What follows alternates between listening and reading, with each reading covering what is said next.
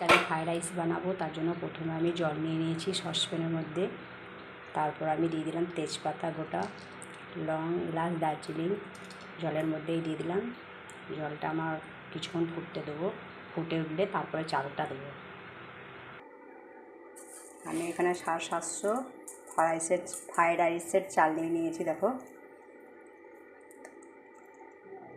বাসমতি।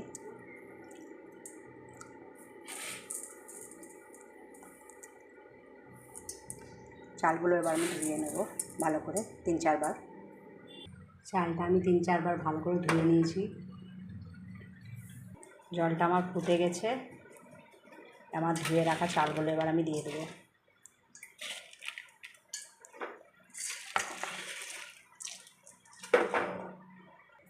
আমি আর একদিকে কড়াই বসিয়েছি একটা। কড়াইয়ে ঘি নিলাম।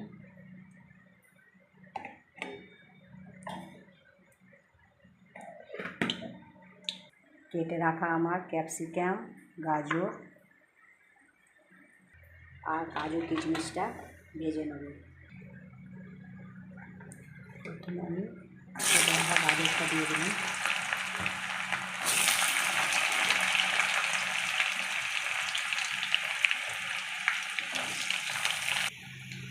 আমার হালকা গাজরটা ভাজা হয়ে গেছে।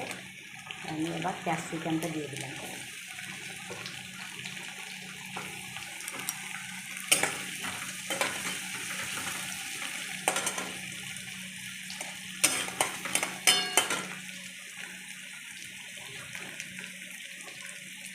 গাজরগুলোও দিয়ে দিলাম।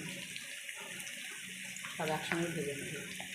কিশমিশটা পরে দেবো, নাহলে এগুলো ভাজার সঙ্গে কিশমিশটা বেশি পুড়ে যাবে। একটু বেশি টাইম লাগবে, কিশমিশটা তাড়াতাড়ি হয়ে যাবে। এদিকে আমার ফ্রাইড রাইসের ভাতটা হয়ে গেছে। আমি এটা ঝরিয়ে নেবো প্যানটা। এবার আমার এগুলো লাল লাল করে সব ভাজা হয়ে গেছে। এবার উপর দিয়ে কিশমিশটা দিয়ে দিলাম। কিশমিশটা দিয়ে একটু ভেজে নেব।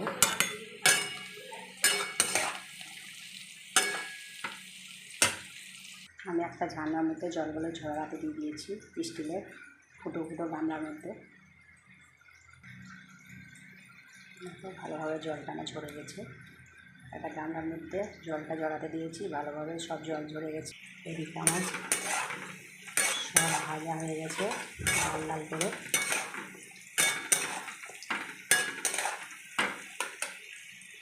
আমি গ্যাসটা অফ করে দিলাম। আমার লাল লাল ভাজা হয়ে গেছে।